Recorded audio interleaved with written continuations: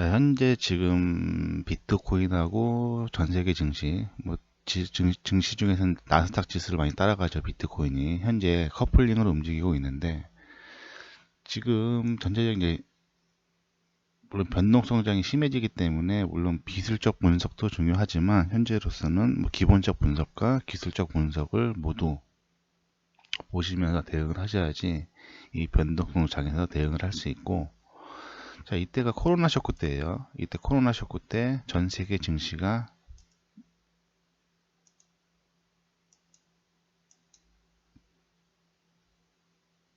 이거죠. 이 코로나 쇼크가 터지니까 전 세계 증시가 폭락을 하면서 비트코인 또한 쇼크를 받았죠. 이때 당시에 전 세계 증시가 폭락을 하면서 비트코인도 대략적으로 30일 거래일 동안 약 55%에서 60% 정도가 마이너스가 났어요. 이건 또 추후에 비트코인 차트 보면서 말씀드릴 건데, 이 전 세계 증시가 코로나19 사태로 폭락을 하니까 미국 쪽에서 양적 완화를 실행을 했죠. 양적 완화, 즉 시장에 돈을 무한대로 풀어내고 금리를 제로 금리로 맞추고 이런 식의 정책을 펼치면서 증시를 끌어올렸죠. 갈 곳 없는 유동성 자금이 전 세계 증시뿐만 아니라 비트코인도 같이 끌어올렸다는 거죠. 그래서 현재 시행하는 인플레이션으로 인한 금리 인상은 다시 말해서 이 양적 완화 정책의 부작용이 인플레이션이에요. 그 인플레이션을 해결하고자 현재 미국 쪽에서 금리 인상을 시행한다고 하고, 일단 금리 인상의 속도가 빨라질 거라고 이제 파월 의장이 발언만 했을 뿐인데, 지금 전 세계 증시와 비트코인, 특히 나스닥 지수와 비트코인 현재 커플링 하락을 보여주고 있는 시점이에요. 근데 여기서 중요한 거는 이 금리 인상의 시점에 금리 인상의 전제 조건은 증시가 상승 중에 약조정에 있거나 상승 중에 약조정에 있거나 상승 중에 횡보를 하고 있거나 금리 인상의 날짜에 맞춰서. 하지만 금리 인상 그 시점에 이 증시가 전 세계 증시가 지금 현재 나스닥 이츠처럼 낙폭을 키우고 있기 때문에는 이 금리를 올리기가 힘들어요. 대략적으로 3월 15일로 보고 있는데 3월 15일이죠. 3월 15일 대략적으로 한 50일 거래 정도 남아 있어요. 자, 50일 거래일이 남아 있는데 이런 식으로 낙폭을 키우고 있게 되면은 일단 경기가 안 좋아진다는 신호이기 때문에 증시가 상승하고 있으면 경기가 좋아지는 거고 증시가 하락을 하고 있으면 경기가 안 좋아지는 신호예요. 근데 금리 인상을 시행하기 50일 거래일을 앞두고 저런 식으로 낙폭을 키우고 있게 되면 미국 쪽에서 금리를 올릴 가능성은 거의 없다고 보셔야 돼요. 왜냐하면 금리 인상을 하게 되면 이 상승을 이끌었던 유동성 자금을 회수를 한다는 거죠. 당연히 전 세계 증시는 폭락을 하겠죠. 다시 한번. 그런데 이미 폭락을 하고 있는 시점에 금리 인상까지 실행을 하게 되면 이 더블 쇼크가 올 수가 있죠. 이 더블 쇼크가 올 수 있기 때문에 금리를 현재 주가 위치에서는 금리 인상을 하기 힘들다고 봐야 돼요. 그럼 어떤 식으로 금리를 올리는 게 가장 좋냐? 이 지금 낙폭이 확대가 됐지만 금리 50일 거래일 전에 주가를 빠른 속도로 띄우는 도중에는 금리 인상을 실행할 수 있죠. 올려놓고 다시 밑으로 쇼크를 받아내면 되니까. 하지만 이런 식으로 현재 낙폭이 과대된 상태에서는 금리를 올릴 가능성이 적고, 만약 이런 상태에서 3월 15일까지 버티게 되면 금리를 동결시킬 가능성이 높죠. 금리를 동결시키게 되면 시장에서는 3월 달에 금리를 올릴 거로 예상을 했지만 동결이 되면 다시 한번 단기적으로 반등이 나올 수 있겠죠. 자, 기술적 분석사 보시게 되면은 현재 나스닥 같은 경우는 중요한 지지라인 구간에 있어요. 일적으로는요. 물론 지금 하락 추세는 깨졌어요. 일적으로. 상승 추세는 깨졌어요. 보시게 되면 자, 이런 식으로 추세 작도선이 나오고, 자, 동일선상으로 움직이는 추세선 라인을 보시게 되면 일단 추세선 라인은 깨졌어요. 장기 추세선 라인이 이 지점에서 깨졌죠. 자, 이 지점에서 깨지긴 했지만 이게 하락 추세라고 해서 무조건적인 하락은 아니에요. 이 하락 추세 특징이 있죠. 물론 원웨이 추세, 원웨이 하락도 있지만 하락 추세의 특징은 하락폭이 크고 하락폭이 커지고 상승폭이 작아지고 하락폭이 커지고 상승폭이 작아지고 저런 식으로 하락 추세 중에서도 단기 상승 나온다는 거죠. 통상 저렇게 강한 저항 라인이 무너지게 되면 지지 라인이 무너지게 되면 저런 식으로 되돌아 올라갈 가능성이 높죠. 뭐 이런 식으로 무너졌다고 하면 저런 식으로 이탈 후에 되돌림 저항을 받고 저런 식으로 N자로 빠질 가능성이 높다는 거죠. 또한 현재 미국의 입장에서는 저런 식으로 N자로 되돌아 올라와야지만 여기서 금리 인상을 실행할 수 있다는 거죠. 또한 기술적 분석상 보셔도 뭐 강한 지지 라인이긴 해요. 뭐 이런 식으로 보시게 되면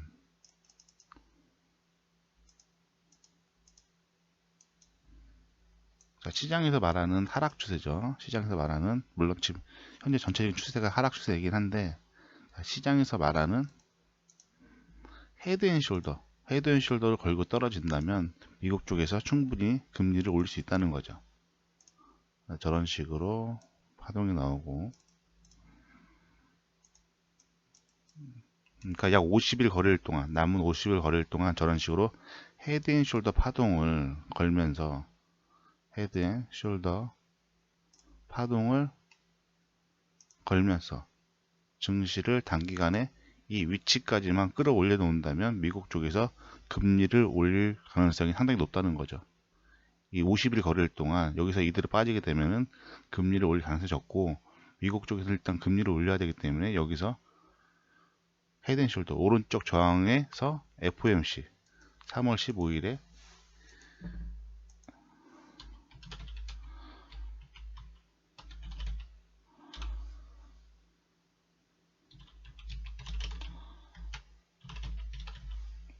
나스닥 위치를 저기 위치까지만 끌어올려 놓게 된다면 충분히 금리 인상을 해서 쇼크를 받아낼 수 있다는 거죠.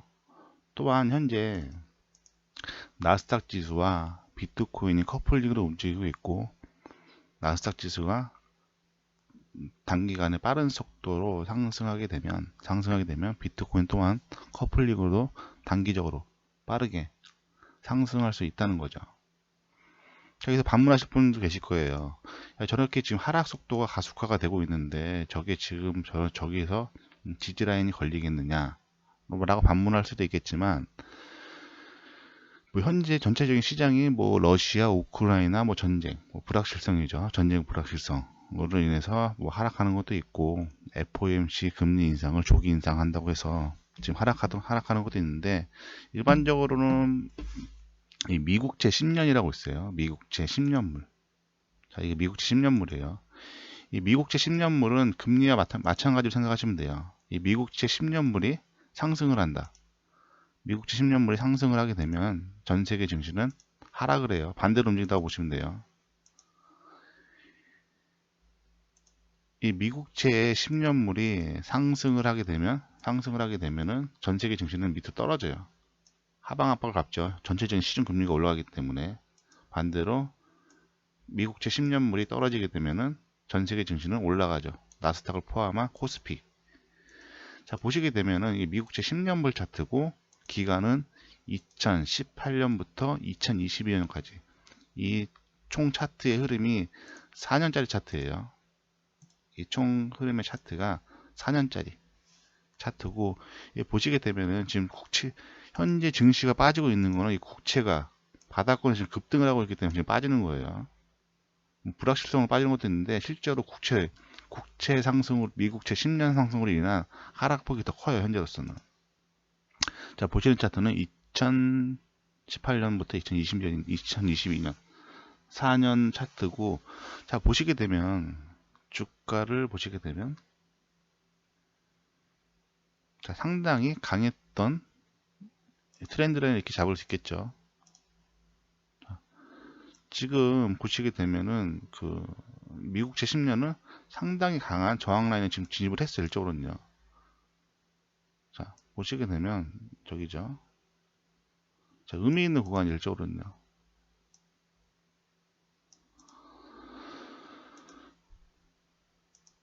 자, 상승 후에 지지를 받았던 구간이고 추가적으로 신고가가 나왔다가 지지를 한번 받은 척 했지만 무너지니까 바로 저항으로 확인하고 다시 한번 금리가 폭락을 했다가 저항 구간을 때리지 못하고 한번 하락을 했다가 다시 한번 저항권에 붙은 거죠. 이 4년 만에 저항권이나 저항에 붙은 구간이라 한 번에 돌파하기는 힘들어요. 일단 기술적 분석상 저런 강했던 4년짜리 횡 저항 구간은 일단 일반적으로 한 번에 돌파하기는 힘들다는 거죠.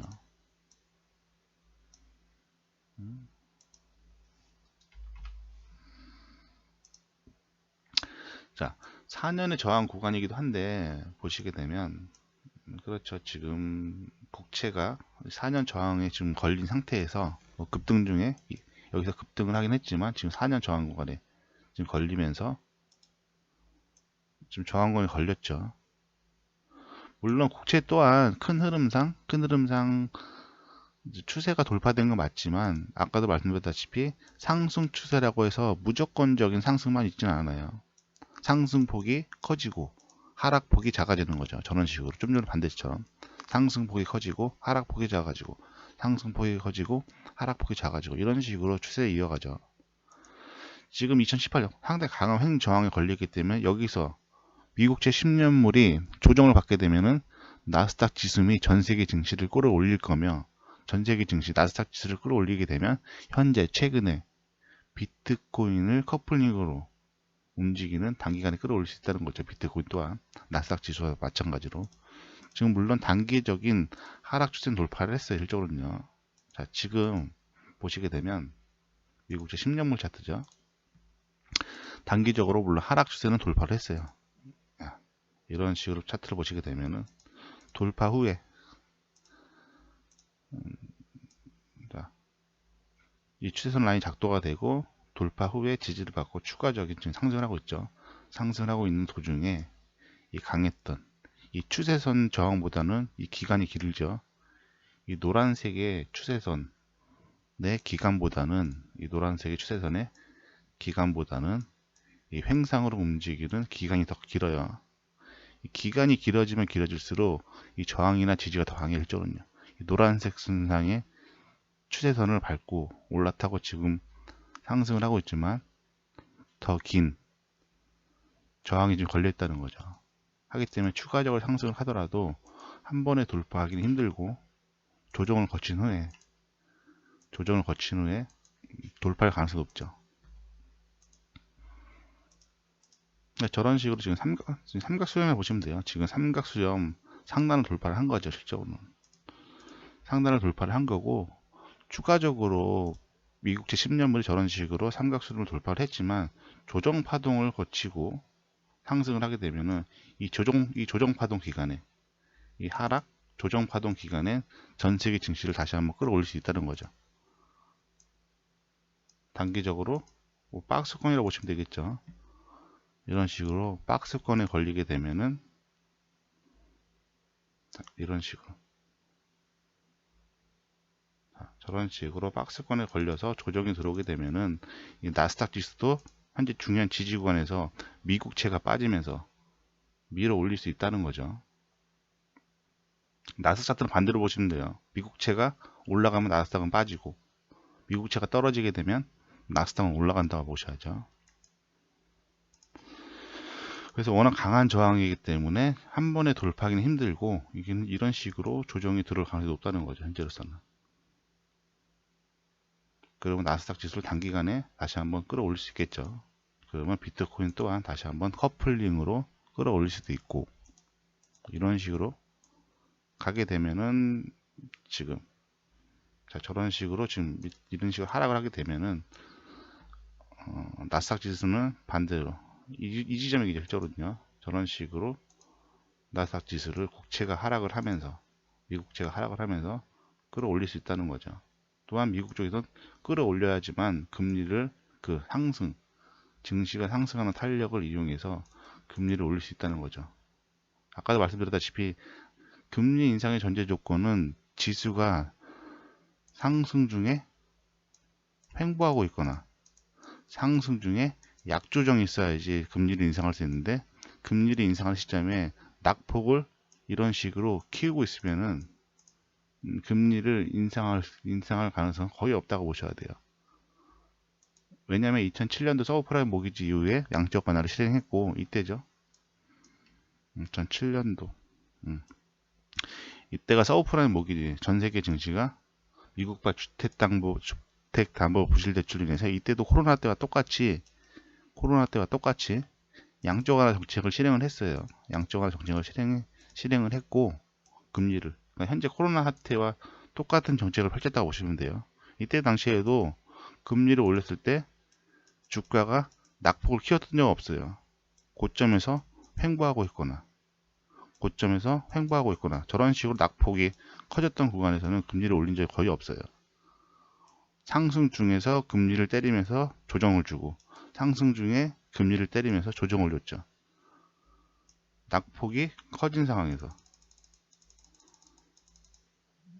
여기 단기적으로 보시면 이런 구간이죠. 이런 구간에서는 금리를 올린 적이 없다는 거죠.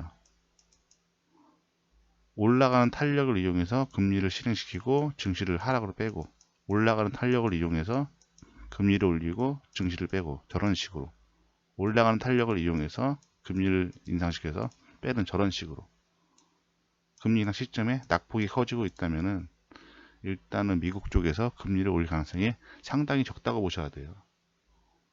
3월 달에 금리를 올린다고 했는데 미국 쪽에서 지금 미국 그 지수를 지금 방어하지 못하게 되면은 정책 실패니까, 미국 쪽에서 금리를 올리기 위해서는 어떠한 경우의 수를 써더라도 일단은 올릴 가능성이 높다고 보셔야 돼요.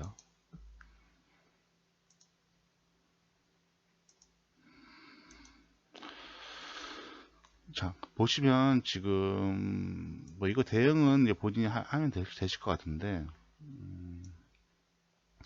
여기 지금 써놓은 거 있죠. 뭐 업비트, BTC 마켓 물량 매집 쪽으로 보이는 코인들.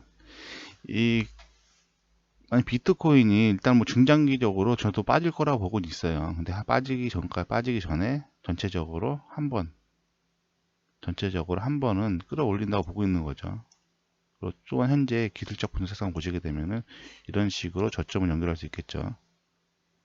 저런 저점을 연결할 수 있고, 동일선상으로 움직이는 추세선 라인을 이런 식으로 작동하게 되면, 이거 풀어지지?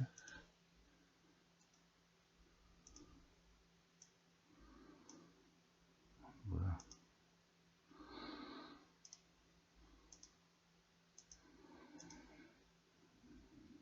작살했어요.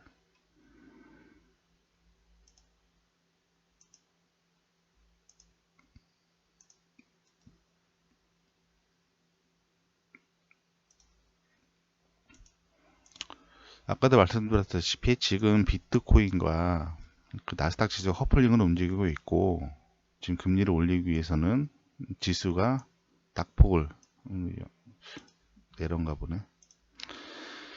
일단 저도 이제 하락을 할 거라고 보고 있지만, 단기적으로 미국 쪽에서 금리를 끌어올리기 위해서는 미국 나스닥을 끌어올려야 되고, 나스닥을 끌어올리게 되면은 비트코인 단기적으로 빠르게 올 가능성이 높다는 거죠. 또한 이 금리 인상 쇼크를 받고, 물론 저도 한 3천만 원 초반까지는 빠질 거라 보고 있어요. 3천만 원 초반까지 빠질 거라 보고 있는데, 이 금리 인상 쇼크를 받고 만약에 저런 식으로 하락을 하게 되면은 이 시장에 나와 있는 많은 알트 코인들이 상장 폐지에 당할 가능성이 높아요. 검증의 시간을 가질 가능성이 높죠. 검증의 시간. 많은 알트 코인들이. 다들 아시겠지만 지금 시장에 나와 있는 코인들 중에 스캠성 코인이 상당히 많아요. 단지 재단의 백서 내용대로 진행되는 경우가 거의 없다는 거죠.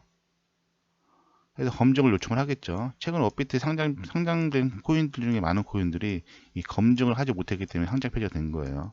재단에 요구를 하죠. 실질적인 백서대로 사업을 진행하고 있는지 하면, 그 사업을 발판으로 매출이 발생하고 있는지, 매출이 발생했으면 당연히 세금을 내겠죠. 세금 납부 내역이 있는지, 이걸 업비트 측에서 최근에 상장 폐지시키기 전에 재단에 요구를 했죠. 하지만 대부분 재단들이 이 요구를 할 수가 없죠. 스캠성이 강하니까. 스캠성이 강하니까 할 수가 없는 거죠. 그래서 많은 알트코인들이 검증의 시간을 갖게 되면은 일단 상장 페이지 들 가능성이 높지만, 이 주식도 그렇고 주가가 이런 식으로 L자로 떨어지면서 L자로 떨어지면서 바닥권에서 상장 페이지 당하는 경우는 거의 없어요. 뭐 주식하시는 분 아실 거예요. 상장 페이지가 될 때 되더라도 바닥권에서 물량이 실린 다음에 위로 띄워놓고 물량을 정리할 가능성이 높죠. 그리고 이 스캠성 알트코인들은 이제 해먹을 수 있는 시간이 금리 인상 전에 딱 한 번밖에 없다는 거죠. 재단에서도 물량을 털어야 되고, 지금 BTC 마켓에서 상당히 많은 작전 세력이죠. MM들도 많이 들어와 있는 걸 알고 있고,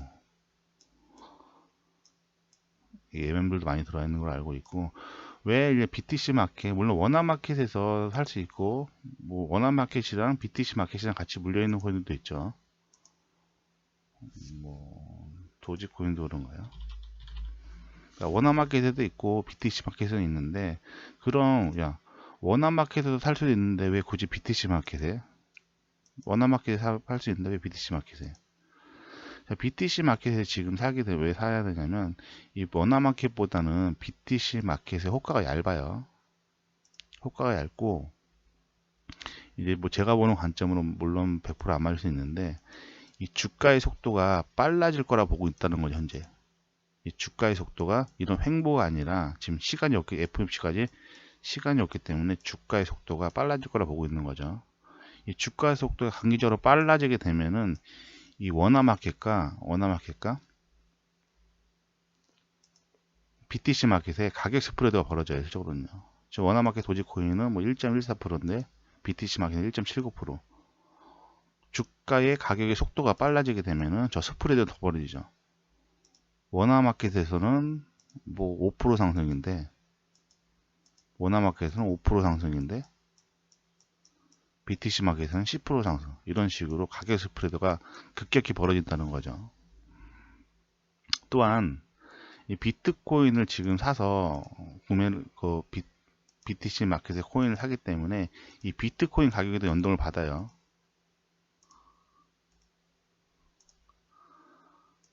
비트코인이 5% 상승인데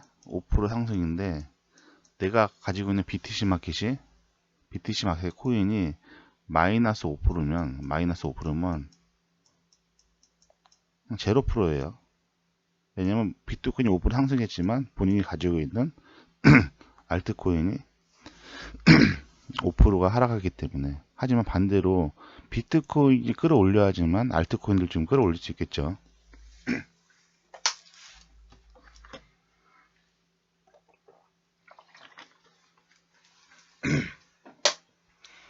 비트코인도 끌어올려야지만 알트코인들도 끌어올릴 수 있단 말이에요.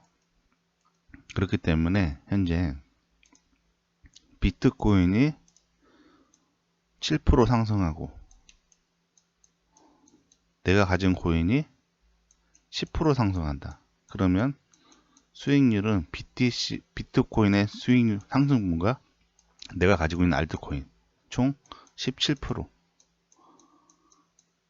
또한 BTC 마켓은 원화 마켓의 가격 스프레드까지 벌어들 수 있으니까 비트코인의 가격 상승분 플러스 원화 마켓과 BTC 마켓의 가격 스프레드까지 같이 먹는다는 거죠. 현재 전략은. 또한 금리를 올리기 위해서는 나스닥 지수를 빨리 띄워야 되고, 현재 나스닥 지수와 반대로 움직이는 미국지 10년물이 저항 라인에 걸려있기 때문에 현재 최근에 비트코인과 나스닥 지수가 커플링으로 움직이니까 현재 단기적인 추가적인 금리 인상 쇼크를 맞게 되면 저도 빠질 거라 보고 있어요. 하지만 지금 시간이 없기 때문에 단기적으로 빠른 속도로 끌어올릴 수 있다는 거죠. 또한 알트코인들 지금 보시게 되면은 많은 알트코인들이 지금 바닥권에서 물량이 실리고 있음에도 불구하고, 이건 역회된 실도 파동이죠. 저런 식으로 역회된 숄더 파동 거래량을 보시게 되면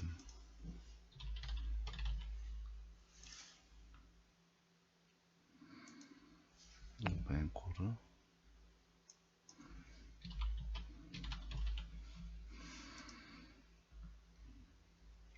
줄었네. 맞죠? 저런 식으로 L자로 떨어지는데 저런 식으로 바닥권에서 L자로 떨어지는데 바닥에서 거래량이 실림에도 불구하고 안 움직이는 코인들이 거의 대부분이에요. 코각 토ken. 그러니까 현재는 저런 식으로 바닥권에서 지금 저런 식으로 L자로 떨어지면서 바닥권에서 지금 거래량이 실리는 종목들, 이런 종목들은 아까도 말씀드렸다시피 금리 인상을 받아서 비트코인 전체적인 쇼크를 받게 되면 상장 폐지에 걸릴 가능성이 상당히 높아요. 많은 코인들이. 그 전에 한번 마지막으로 시세를 주면서 최근에 그 빗썸에서 그 무지성 막 500% 1000% 그런 식으로 단기간에 끌어올릴 가능성이 높다는 거죠. 이 고점 구간에서 물량이 터진다는 건 바닥권의 물량을 정리를 한다는 거죠. 실제로 시장을 움직이는 주체 세력들이 고점에서 물량을 정리하고 개인들이 넘기면서 빠져나오겠다는 거지만, 이런 식으로 바닥에서 물량을 매집하는 거는, 바닥에서 물량을 매집한다는 건 주가를 띄우겠다는 의지가 강한 거예요. 일적으로는요. 또한 많은 주식들도 저런 식으로 바닥권에서 그대로 상장 폐지 당하는 경우가 없고, 상장 폐지가 당하기 전에 주가를 위로 뛰어 올려놓고 마지막 시세를 주고 끝난다는 거죠. 또한 기간이 얼마 없기 때문에 대략적으로 60일, 50일 거래일밖에 안 남았기 때문에 그 전에 금리 인상 쇼크를 받기 전에 전체적인 알트코인들을 뛰어나와야 된다는 거죠.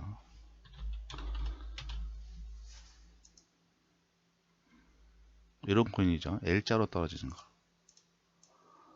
현재 저런 식으로 L자로 떨어지는 종목들을 매수해야지, 고점을 찍고 조정을 받는 저런 걸 매수하시면 안 돼요. 왜냐면 물론 좋은 코인이니까 고점을 찍고 조정을 받는 중간이지만, 저런 코인들은 시세가 올라간다 많이 못 올라가. 일적으로는요. 물론 좋은 코인이면 틀림이 없어요. 뭐 샌드박스 같은 경우죠.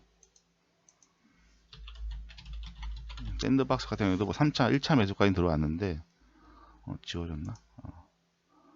샌드박스 같은 경우도 좋은 코인이죠.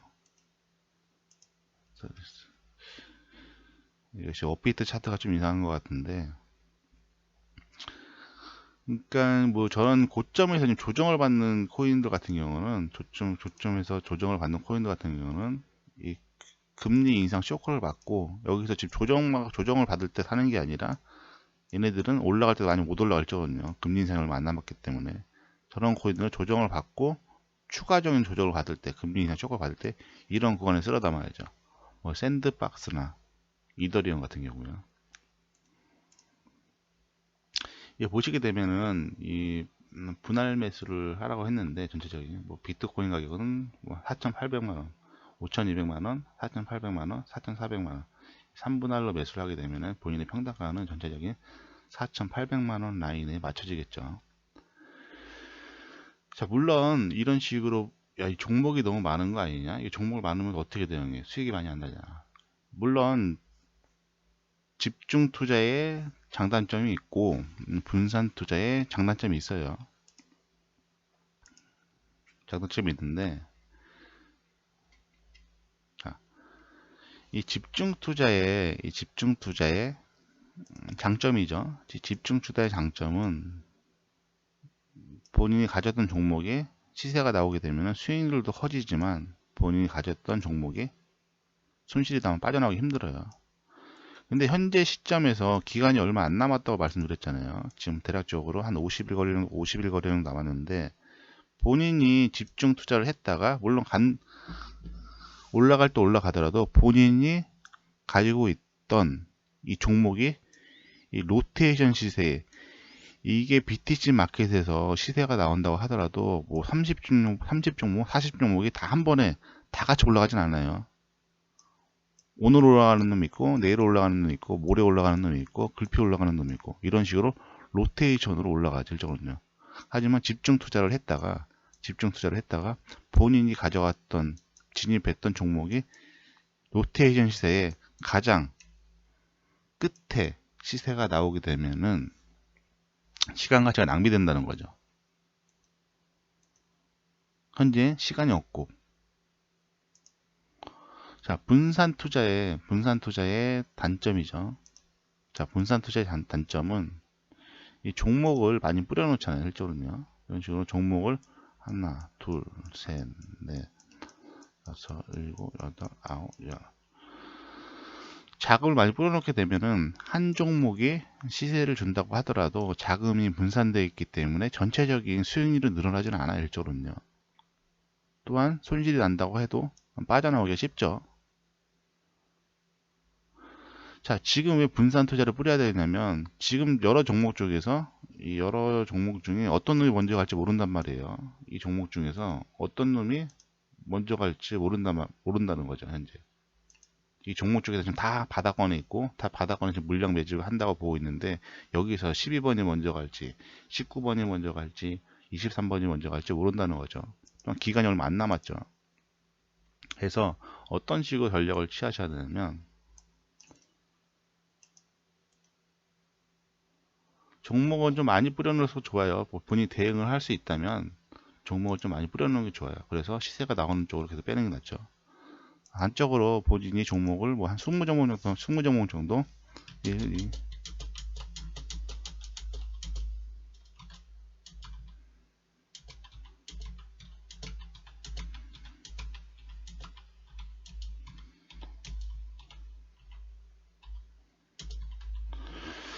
자, 대략적으로 20종목 정도 뿌려놓는다고 하고, 물론 그러신 분도 있을 거예요. 야, 20종목을 이게 말이냐 방구냐 이걸 어떻게 부르느냐라고 할 수 있지만, 제가 아까 말씀드렸다시피 이제 예상 시간이 없단 말이에요. 일적으로는요. 예상 시간이 얼마 안 남았고, 시간이 얼마 안 남았고,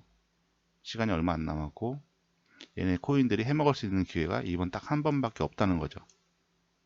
이번 딱 한 번밖에 없기 때문에 이 로테이션의 시세의 속도가, 회전의 속도가 상당히 빨라질 가능성이 높아요. 현재로서는 회전의 속도가 상당히 빨라질 가능성이 높죠. 던지고 있다가 가령 1000만원씩 다 진입을 했다고 해요. 각 종목당 1000만원씩, 아니 100만원씩. 그러면 2000만원이겠죠. 2000만원을 뿌려놓은 거예요. 종목에 뿌려놓고 기다리고 있으시다가 9번의 시세가 오늘 먼저 나온다. 그리고 200% 정도 시세가 나오게 되면은 여기 청산을 해갖고 본인의 시드가 300만원이 될 거 아니에요. 또 추가적으로 매수할 수 있는 게. 그럼 이 300만원을 똑같이 19등분을 해서 시장가로 다 똑같이 들어가는 거죠. 시장가로 1번부터 19번까지 하나가 빠졌으니까 300만원을 19등분해서 그냥 시장가로 들어가시면 돼요.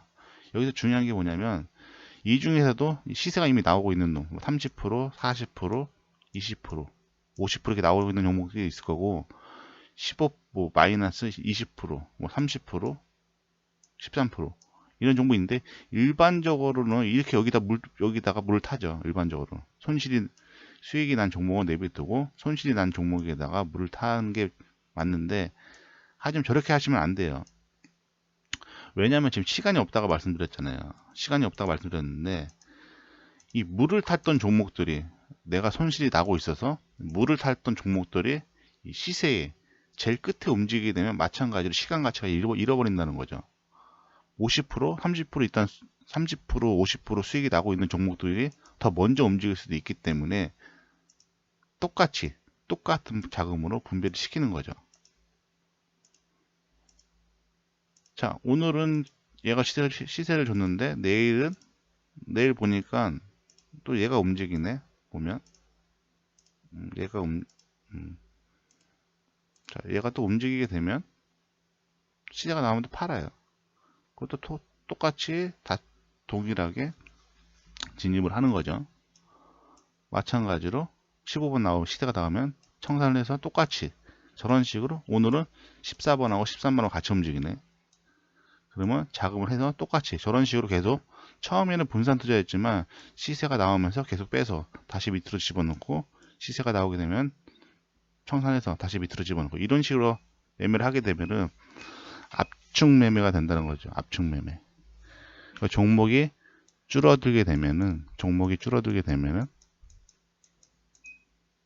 본인의 시드는 많이 늘어나 있을 거예요. 이쪽으로는요. 실질적으로 9월달, 8월달, 9월달 BTC 마켓에 적용했던 전략이죠. 이 업로드 내용 보면 있으세요. 이거 이런 식으로 처음에는 분산 투자했지만 로테이션을 이렇게 돌리면서 수익을 계속 복리를 늘리면서, 물론 여기서 개인의 능력치도 뭐 따라가야 되겠지만 일단 한 두세 종목 쪽, 한 다섯 종목으로 압축되면은 본인의 시드가 뭐 한 10배에서 20배 정도, 뭐 대응만 잘 하게 되면 뭐 그 이상도 늘어날 수 있다는 거죠.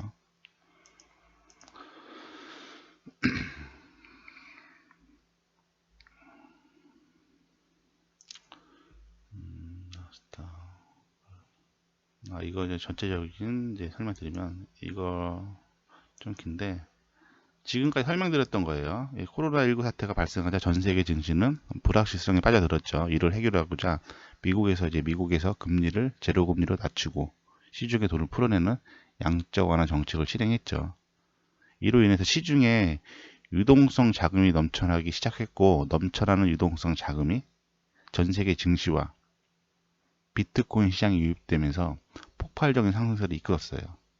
그로 인한 부작용이 화폐 가치 하락으로 인한 물가 상승, 즉 인플레이션이 발생했고, 현재 인플레이션은 다시 말해서 양적 완화의 부작용을 해결하고자 시행하는 정책이에요. 시장에서는 미국에서 금리 인상을 실행한다고 해도 비트코인은 인플레이션에 대한 해지 수단, 즉 대치 자산으로 이 플랜비를 대상으로 1억 가자 했지만 결과론적으로 하락을 했죠. 커플링으로 움직인다는 거죠. 파월 의장의 금리 인상 속도가 시장의 예상치보다 빨라질 수 있다는 발언만 했을 뿐인데, 전 세계 증시와 비트코인은 커플링으로 하락 속도가 가속화가 됐죠.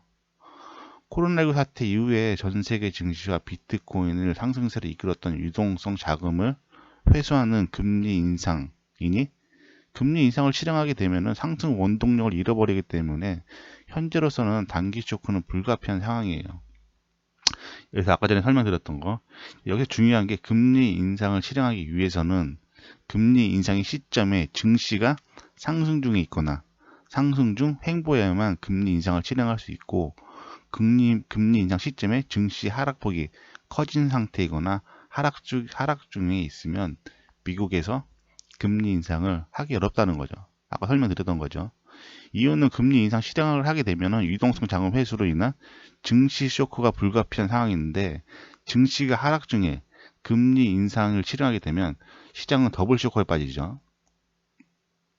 아까도 말씀드렸다시피 2007년도, 2008년도 서브프라임 모기 사태 이후에 코로나와 똑같은 양적 완화 정책을 실행했을 때도, 과거에도죠, 증시가 하락 중에 있거나 낙폭이 커진 상태에서 금리 인상을 실행한 적은 없어요. 금리 인상 전 쇼크를 막기 전에 증시를 기본적 분석이죠. 호재성 제로, 시장에서 말하는, 단기적으로 말하는 러시아, 우크라이나 전쟁 와해, 뭐 이런 식으로 기본적 분석, 호재성 재료로 증시를 단기간에 빠르게 상승시킨 후에 그 상승 탄력을 발판으로 금리 인상을 실행했던 경우가 많았죠. 미국 당월 FOMC 발표일이 3월 15일이라고 예상을 하고 있는데, 대략적으로 거래일수이 한 55거래일 정도 남아있는 상황이고, 그 전에 증시를 빠른 속도로 상승시켰다면 금리를 인상시킬 수 있지만, 현재처럼 낙폭이 과대화가 된다면 금리 인상을 실행할 가능성이 없다는 거죠.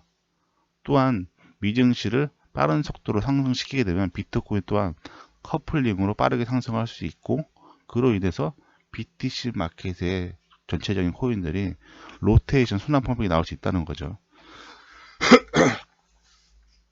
또 업비트 BTC 마켓 코인들을 보시면 L자 바닥권에서 거래량이 계속 실림에도 불구하고 대부분 꼼짝도 안 하고 있는 상황이죠. 고점에서 아까 말씀드렸다시피 고점에서의 물량 증가는,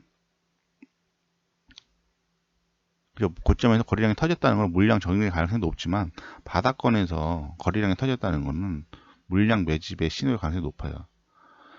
비트코인이 금리 인상 쇼크를 받고 3만 불 라인이죠. 대략적 원화기점은 한 3,500만 원 라인 정도까지 밀리게 되면 시장이 많은 스캠성 알트코인들이 상장 폐지에 당할 가능성이 높아요. 해서 이 상장 폐지 당하기 전, 즉 금리 인상 쇼크를 받고 비트코인이 하락하기 전에 마지막으로 로테이션, 펌핑이 날 가능성도 열어둬야 되는 시점이죠. 펌핑량이 온다고 하더라도 전체적인 BTC 마켓을 한 번에 끌어올리기 힘들다고 아까 말씀드렸죠. 그래서 로테이션 매매를 해야 된다고. 작은 분산을 동시자발적으로 한 번에 움직이기는 힘들면 로테이션으로 상승할 가능성이 높아요. 아까 말씀드렸던 회전으로 걸리면서. 바닥권에 있는 종목들을 잡고 시세가 나오면 로테이션 시세를 정리하면서 아까 말씀드렸다시피 처음에는 분산 투자지만 시세가 나오면서 압축 투자로 보이는 거죠. 현재 전 세계 정신이 러시아 우크라이나 국경 내 전쟁이 지금 불확실성이 내재되고 있는데 이거 잘 모르시는 분들 쳐보면 아세요. 이게 나토 가입, 우크라이나의 나토 가입. 단적으로 그냥 국내라고 생각하시게 되면 이 북한에서 383 쪽으로 저보다 뭐 탱크나 그런 걸 다 전진 배치 시킨 거죠. 뭐 그렇게 생각하시면 될 것 같아요. 북한이 우리 쪽으로 향해서 뭐 탱크나 군사들을 전부 다 앞쪽으로 전진 배치. 하지만 북대서양 조약기구 나토 또한 미국의 영향력 아래에 있어 일적으로는요. 미국의 영향력 아래에 있고 현재 미국 쪽에서 그러니까 뒤쪽에서는 다 미국이 다 조정한다고 봐야지 일적으로는요. 미국이 조정한다고 봐야 되고 지금 증시가 하락으로 인해 금리 인상을 부담을 느끼죠. 금리 인상을 부담을 느낀 미국 쪽에서 우크라이나 나토 가입 철회 전 세계 증시가 불확실성이 해소가 되는 거죠. 전쟁의 불확실성이 해소가 되는 거죠. 전 세계 증시는 불확실성이 해소가 되면서 단기간에 급등시킬 가능성도 현재 열어둬야 된다는 거죠. 미국 쪽은 이 상태로는 금리를 올리지 못하기 때문에 금리를 인상할 수 없기 때문에 뭐 제가 내피셜이긴 한데 이건 지금 내피셜이에요. 이 금리 인상 전에 이거 빠질 가능성이 높아요. 이런 어째 기본적 분석이 그죠? 이 우크라이나하고 러시아 이 불확실성이 해소될 가능성이 높아요. 그리고 증시를 단기간에 빠른 속도로 불확실성이 해소됐다고 말을 하면서 끌어올릴 가능성도 높죠. 또 최근에 카자흐스탄 소요 사태로 채굴 중지가 걸렸죠. 뭐 세계 2위 채굴 국가라고 하는데 이게 결과론적으로는 시간이 지나게 되면은 해결되는 불확실성이 일적으로는요. 시간이 지나게 되면 해결되는 불확실성이죠. 이것도 내피셜이긴 한데 비트코인에서 가장 빠르게 따라볼 수 있는 재료가 카자흐스탄 비트코인 채굴 재개 뭐 이런 식의 뉴스. 어차피 이 카자흐스탄 그 채굴 중지 불확실성은 어차피 시간이 지나게 되면 해결되는 불확실성이라는 거죠.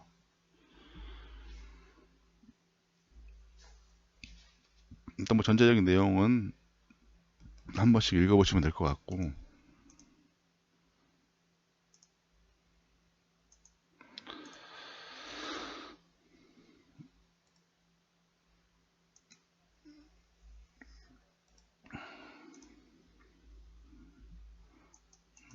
자 이때가 코로나 때죠. 이때가 코로나 때.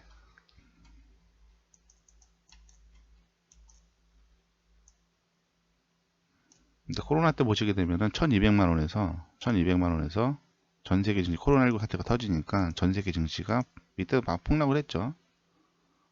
1200만 원에서 500만 원, 한 600만 원까지 대략적으로 50%가 단 30일 만에 단기 쇼크를 맞았어요. 단기 쇼크를 맞았는데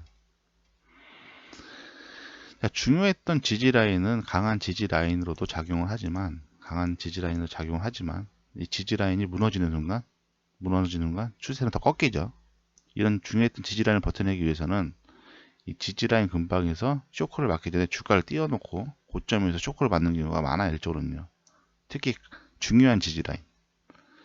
비트코인 같은 경우는 단기적으로 보시게 되면 코로나 쇼크를 맞기 전에 빠른 속도로 하락을 했다가 코로나 쇼크가 맞기 전에 다시 끌어올렸다가 여기서 쇼크를 맞았죠. 자, 큰 파동으로 보시게 되면은 현재 주봉 차트 보여드릴 건데 그 주봉 차트보다 더 강했던 저 지지 구간이 일적으로는요. 여기서 ABC로 그렇죠.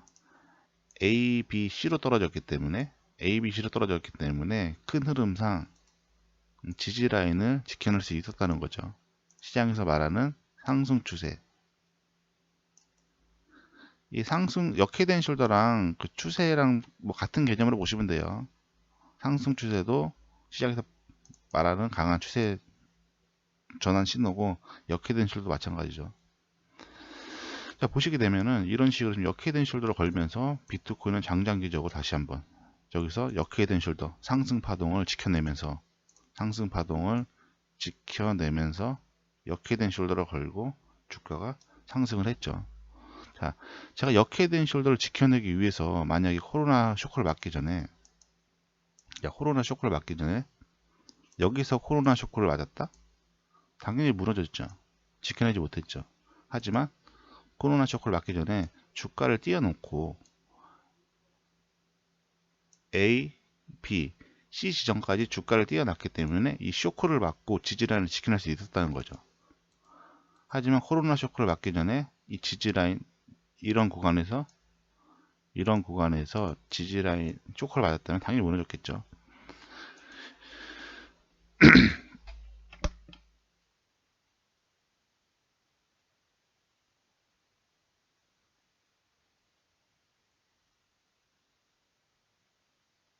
뭐 지금도 저는 이제 같은 상황으로 보고 있어요. 일적으로는요. 같은 상황을 보고 있는데, 자, 일단 큰 흐름으로 보시게 되면은 일단 대박스권이라고 보시면 될 것 같아요. 이 대박스권으로 움직인다 보시면 될 것 같아요. 근데 중요한 게 보시게 되면 뭐 누구나 알고 있는 대박스권인데, 누구나 알고 있는 뭐 지지라인 일적으로는요. 저런 식으로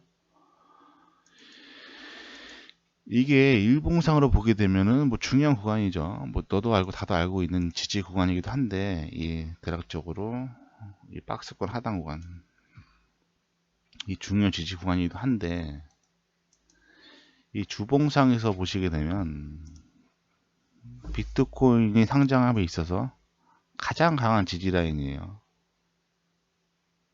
자, 보시게 되면 비트코인 주봉 차트예요. 비트코인 주봉 차트인데 저런 식으로 작도를 할 수 있겠죠. 고점과 고점을 연결할 수 있고, 저런 식으로.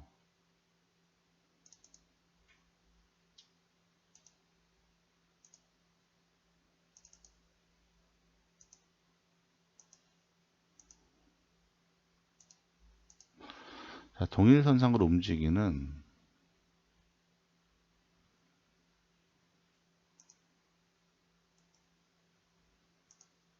작도를 하게 되면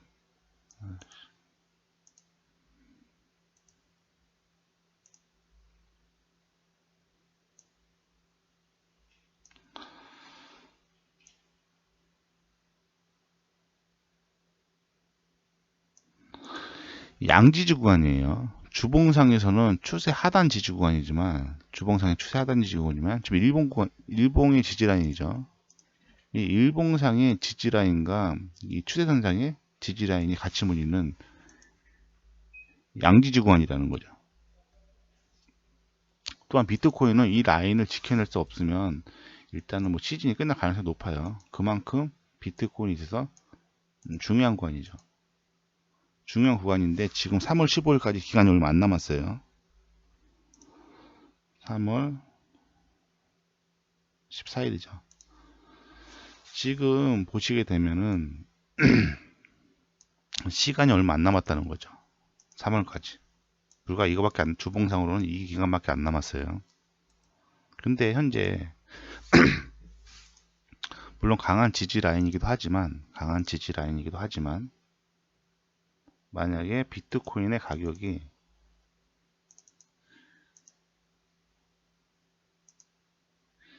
이 지지가 하나가 아니라 양지지 구간이에요.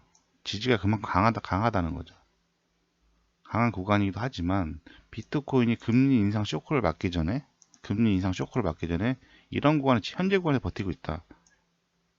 거의 90% 이상 무너진다 봐야 돼요. 초반 하락 쇼크를 버텨낼 수가 없다는 거죠. 현재 가격대에서 금리 인상 쇼크를 맞게 되면은 깨질 수밖에 없다는 거죠. 이 지지 라인을 지켜내기 위해서는 코로나 때도 60% 쇼크를 맞았으니까요. 이 C 지점의 지지라인을 버텨내기 위해서는 코로나 때와 똑같이 초반에 지금 하락 속도가 가속화가 되고 있지만 금리 인상 쇼크를 맞기 전에 주가를 띄워놓고 이런 구간에서 금리 인상 쇼크를 맞게 되면은 초반에 주가의 하락 속도는 빨라지겠지만 갈수록 딜레이 되면서 속도가 늦춰지면서 지지 라인을 지켜낼 수 있다는 거죠. 또한 쇼크를 받고 단기적으로 3만불 라인까지 찍는다고 하더라도 상승 추세가 끝난 건 아니에요. 보시다시피 하락 상승 추세에 있어서 지지라인이죠. 이 지지라인을 지켜낼 수 있다면 코로나 때와 똑같이 중요했던 지지라인을 지켜낼 수 있다면 다시 한번 비트코인의 가격은 다시 한번 상승할 수 있다는 거죠. 자, 비트코인 보시게 되면 지금 기술적 분석상 보시게 되면은 일단 파동을 분석을 하게 되면 자, 비트코인 가격 보시게 되면 중요했던 구간 이 저점과 저점을 연결할 수 있겠죠. 저점과 저점 저런 식으로 저점과 저점을 연결할 수 있고 노란색으로 바꿀게요.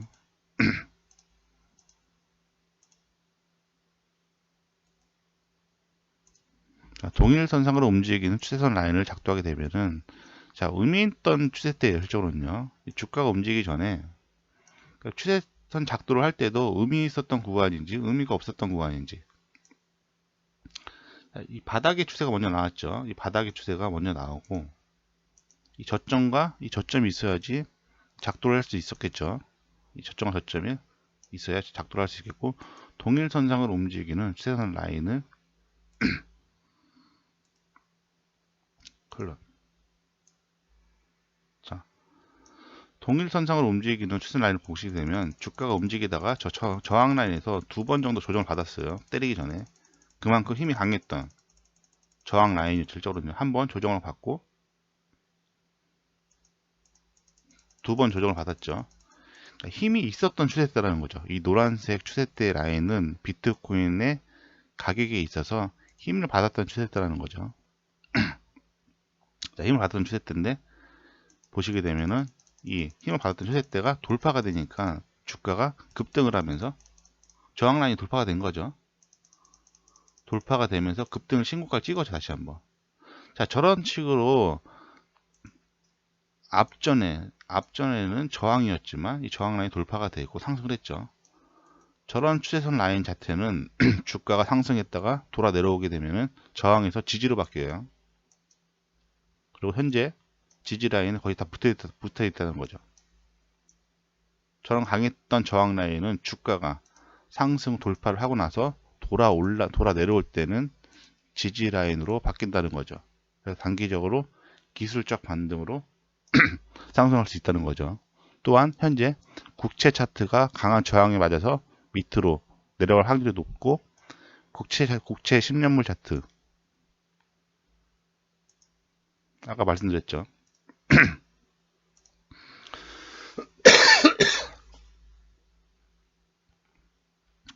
자, 국채 10년물 차트가 현재 4년짜리 저항에서 조정을 받고 지금 하락을 하게 되면 나스닥 지수를 끌어올린다고 했죠.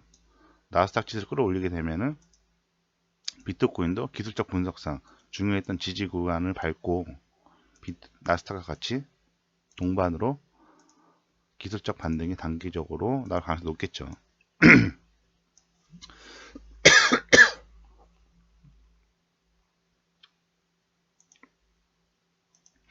또한 아까 전에 말씀드렸다시피 단기적으로 저런 식으로 또한 시간이 얼마 안 남았어요. 3월 15일까지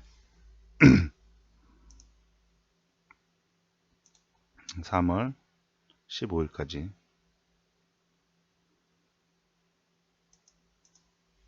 15일까지 시간이 얼마 안 남았고 아까 말씀드렸다시피 이 박스권의 하단 대박스권이죠. 현재 이 박스권의 하단은 일봉상에서도 중요한 지지라인이지만 아까 말씀드렸다시피 주봉상에서도 같이 물리는 양지지 구간이에요. 일봉상에도 지지 구간이지만 주봉상에도 추세, 비트코인의 가격에 있어서 가장 강한 지지 라인이죠. 하지만 현재 구간에서 쇼크를 받는다. 이런 현재 지점에서 쇼크를 받는다고 하면 일봉상도 무너지는 거지만 주봉상도 무너지기 때문에 시즌이 끝날 가능성이 높다는 거죠. 현재 지지라인을 지켜내기 위해서는 주가를 단기적으로 위로 띄워놓고 코로나 때 똑같이 단기적으로 가격을 위로 띄워놓고 이런 구간에서 금리 인상 쇼크를 받고 하락을 한다면 초반에 하락 속도는 빨라지겠지만 버텨낼 수 있다는 거죠. 코로나 때도 마찬가지로 아까 설명드렸다시피 코로나 쇼크를 맞기 전에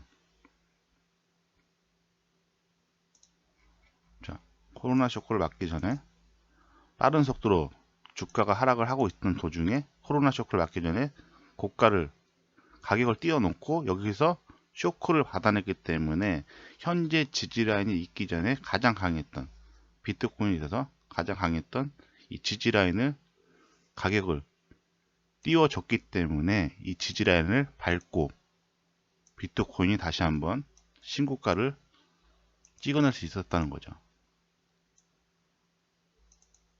만약에 이 구간에서 코로나 쇼크를 맞았다면 당연히 무너졌겠죠, 밑으로. 하지만 쇼크를 맞기 전에 띄워놓고 하락분을 받아내기 때문에 큰 흐름상 지지라인을 지켜내고, 이 코로나 쇼크 때 이 지지라인보다 현재 주봉 지지라인이 더 강해. 일적으로는요, 현재 이 코로나 때의 지지라인보다 이 주봉상의 지지라인이 더 강하다는 거죠. 일적으로는요, 코로나 때가 이때니까요. 이때 여기서 역회된 숄더를 받아내고 끌어올린 거니까요. 현재 지지라인이 더 중요하죠. 이때의 지지라인보다, 이때의 역회된 숄더의 지지라인보다 현재의 지지라인이 더 중요하다는 거죠. 그만큼 강하다는 거죠. 강한 만큼 지켜내지 못하면 시즌이 끝날 수 있다는 거죠. 이때가 코로나 쇼크예요. 얼마 안 돼 보이지만 이때보다 현재 지지라인이 더 중요하다는 거죠. 이 지지라인을 지켜내기 위해서는 가격을 띄어나야지만, 코로나 때와 똑같이 가격을 띄어나야지만 지켜낼 수 있고, 현재 나스닥도 반등할 가능성이 높고, 국채가 밑으로 밀리는 그림이니까, 국채 차트가 밑으로 밀리는 구간이고, 또한 기술적 분석상도 단기 노란색 외추세선 돌파 후에 되돌림 지지라인 구간이기도 하죠. 뭐 이런 식으로 조정 라인이 뭐 이런 식으로 단기적으로 돌아 올라갈 수 있다는 거죠. 나스닥 지수가 끌어올려준다면. 뭐 나스닥 지수뿐만 아니라 뭐 기술적 분석상으로도 여기서 매도는 못 따라 들어가요. 뭐 예상하는 지금 파동이긴 한데 일단은 한 6,100만 원 일단 여기서부터 현금화를 하셔야 될 것 같아요. 전체적인 흐름은 대박스권으로 간다고 보고, 이거 대박스권 하단은 일단 코로나 쇼크 맞아야 되겠죠.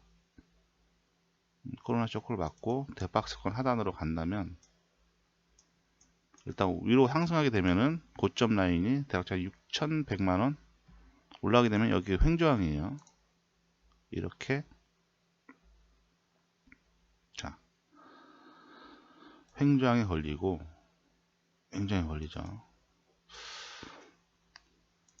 그리고 다음 지지 라인이 이쪽 라인이고요. 이쪽 지금 1차 지지라인이 무너지긴 했는데 현재 2차 지지라인 구간이자 이 횡지 구간, 저런 식으로 만약에 지지라인을 지켜내주고 반등을 해준다면 큰 파동상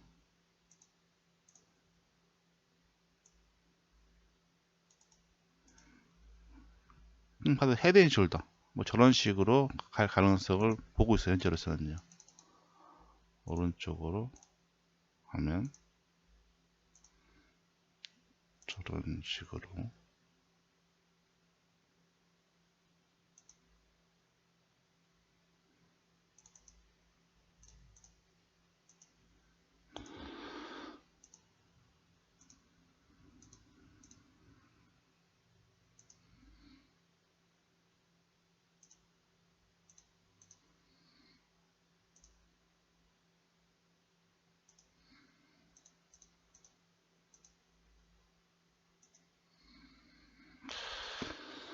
중요한 거는 또 반등하게 되면 저기도 1억 간다고 막 희망으로 돌릴 건데, 이제 저기서는 반드시 현금을 확보를 하셔야 될 거예요. 현금을 확보를 하시고, 일단 저런 식으로 가야지만, 이런 식으로 여기서 좀 지지를 받아주고, 일단 뭐 중장기적으로 저 같은 경우도 3,200만 원까지는 빠질 거라 보고 있는데, 그 전에 금리 인상을 위해서는 미증시를 끌어올려야 되고, 미증시를 끌어올리게 되면 최근에 커플링으로 움직이는 비트코인 또한 단기적으로 빠른 속도로 끌어올려 나가지만 6,100만 원 정도에서 이런 구간에서 쇼크를 맞아야지만 중요했던 지지라인을 지켜낼 수 있다는 거죠. 중요했던 지지라인을 지켜내야만, 이 구간이 아까 말씀드렸다시피 일봉상에서만 지지라인이 아니죠. 일봉상에서만의 지지라인이 아니에요. 주봉하고 같이 겹치는 양지주 구간이에요. 비트코인 추세에 있어서 가장 강한 지지 구간이기도 하고요. 이런 식으로 지켜내줘야지만, 코로나 때와 똑같이 쇼크를 받기 전에 단기적 증시를, 주가를 끌어올려야지만 쇼크를 받아낼 수 있다는 거죠.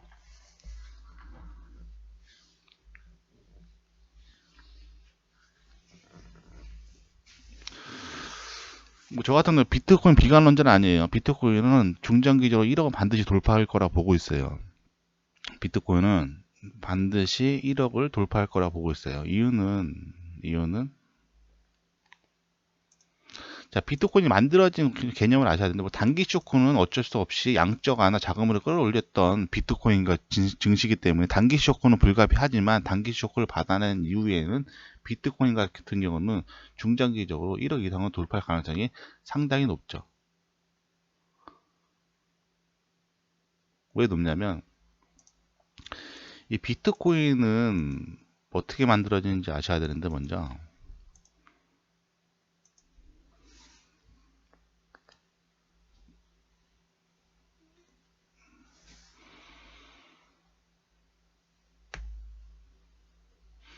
나스닥 이거는 업로드 해놨으니까 그 내용 보시면 되고, 비트코인이 어떻게 만들어졌냐면요.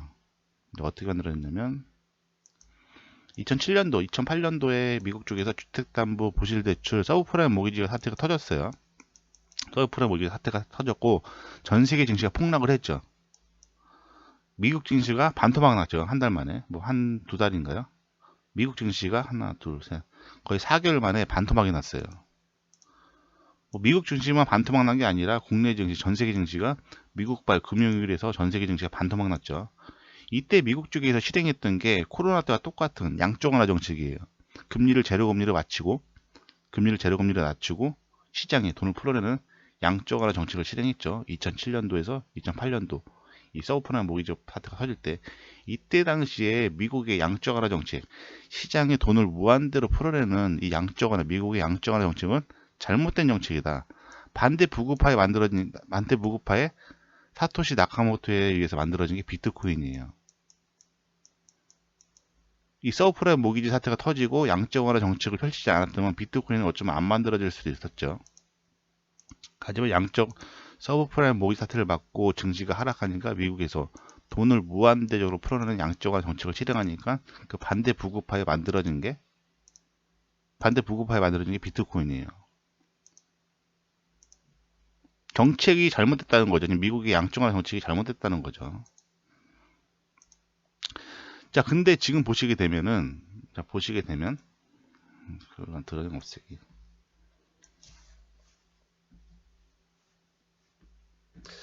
이 말은 다시 말해서 비트코인의 양적 완화, 즉 달러 즉 미국급 비트코인의 가격의 상승은 기축통화인 달러를 압박할 수밖에 없어요.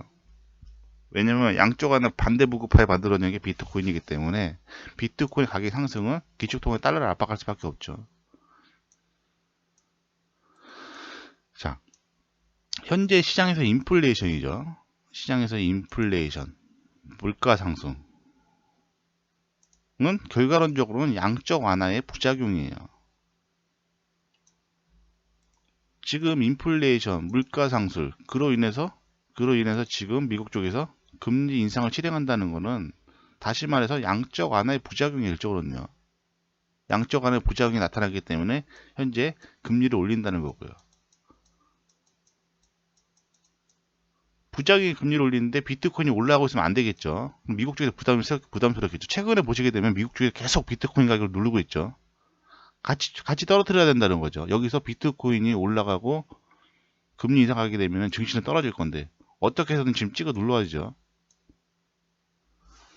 이 금리 인상은 양적 완화 정책의 부작용이라고 보시면 돼요.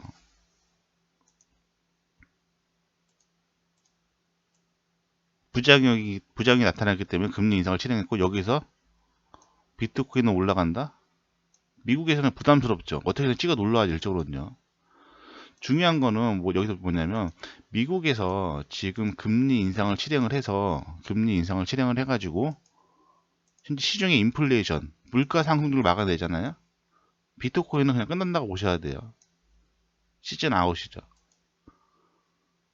양적 완화를 실행했고 그로 인한 부작용으로 인플레이션, 물가 상승이 나타났고 그걸 해결하고자 금리 인상을 실행을 했는데 물가 상승률, 인플레이션을 잡아내면은 이 양적 완화의 정책이 정당성이 입증이 되는 거거든요.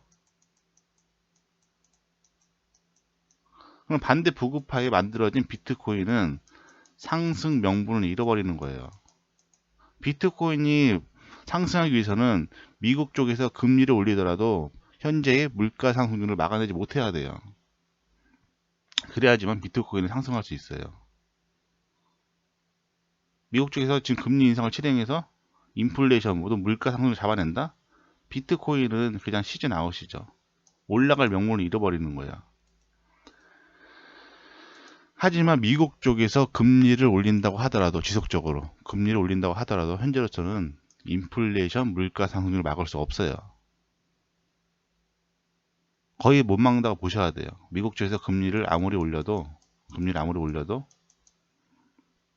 물가 상승률을 막을 수 없다고 보셔야 되고, 그러면 경제 이제 스태그플레이션에 빠지거든요. 스태그플레이션에 빠지는데 이 스태그플레이션은 뭐 구글에 한 번씩 다 검색해 보시고 이 스태그플레이션에 경기가 빠지게 되면은 현재로서는 딱히 해결할 방안책이 없어요.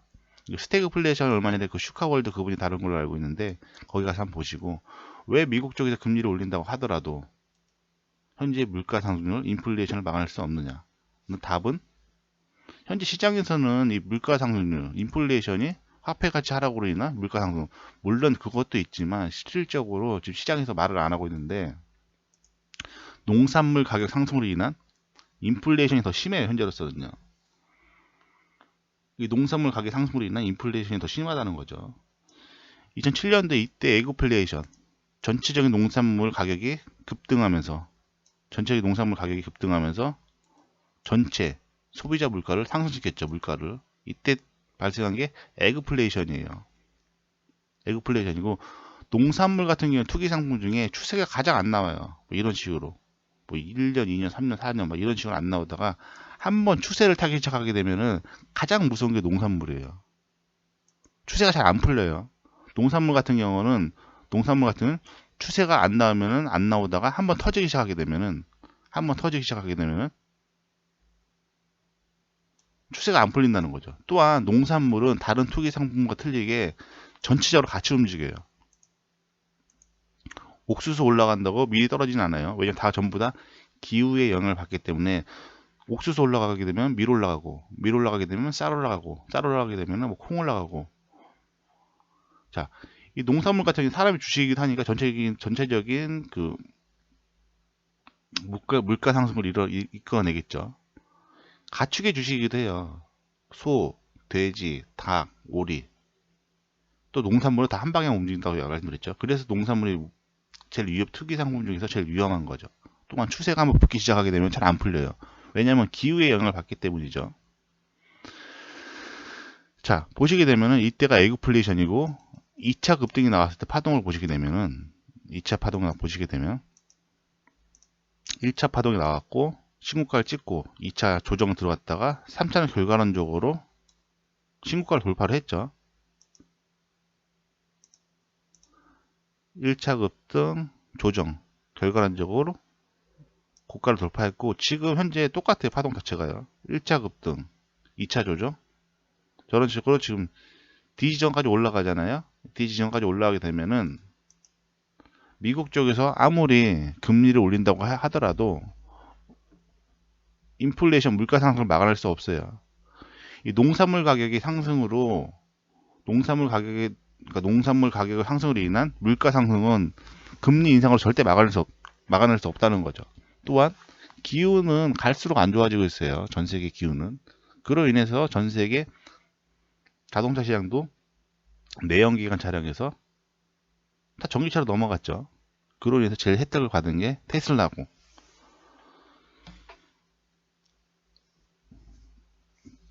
농산물 가격 상승으로 인해서 전체적인 시장에 인플레이션 물가 상승을 이끌어내면 미국 쪽에서 아무리 금리를 올린다고 하더라도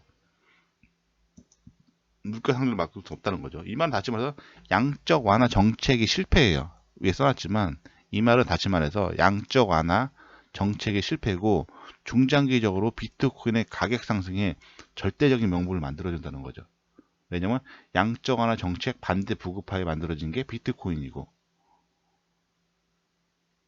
양적 완화의 부작용으로 인한 인플레이션을 금리 인상으로도 막아내지 못하면 이 양적 완화 정책이 결과론적으로 시장에서 실패한 정책으로 받아들일 거며 그럼 반대 부급하에 만들어진 비트코인에 있어서는 절대적인 상승 명분으로 작용할 수밖에 없다는 거죠. 현재 갈수록 기후는 안 좋아지고 이게 농산물 같은 경우는 한번 막 기후제 같은 거 지내죠. 예전에 보시게 되면 기후제 막 10년, 막 5년 비 안 내리고 과거보다 현재의 기후가 더 안 좋다는 거죠. 여기서 빠질 일은 거의 없다고 보시면 돼요. 농산물 파동 특성상 빠질 일은 거의 없다고 보셔야 되죠. 여기서 조정 파동이지만 여기서 그대로 다시 한번 D파동까지 밀고 올라간다. 미국 쪽에서 금리 올려봤자 농산물 가격이 상승하면서 인플레이션을 막을 수 없다는 거죠. 물가 상승. 이 그러니까 소비자 쪽으로 잘 얼마 전에 보시게 되면 서울 막걸리도 1,000원에서 1,400원 대략적으로 40% 정도 한 번에 인상을 했고 요즘 슈퍼 가서 보시게 되면은 예전보다 용량이 줄어들었어요. 예전에는 100g이었는데 지금 잘 보시게 되면은 80g 뭐 공기만 많이 채워놓고 80g 이런 식으로 많이도 줄였어요.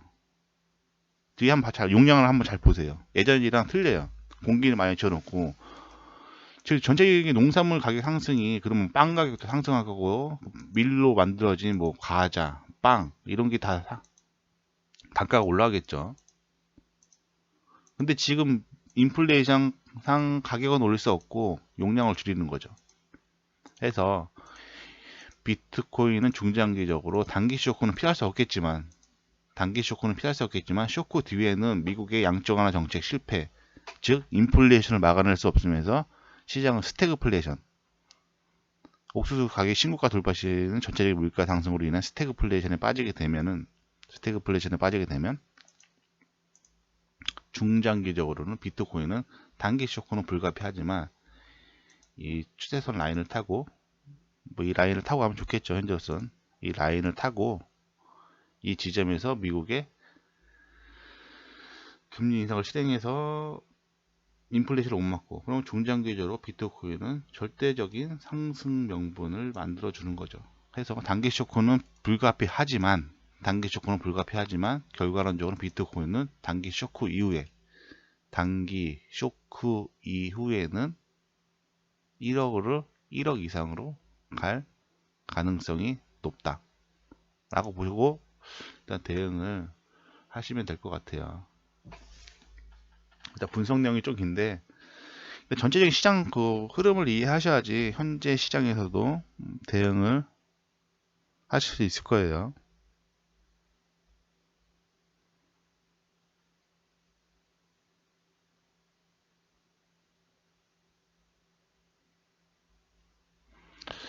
전체적인 시장 내용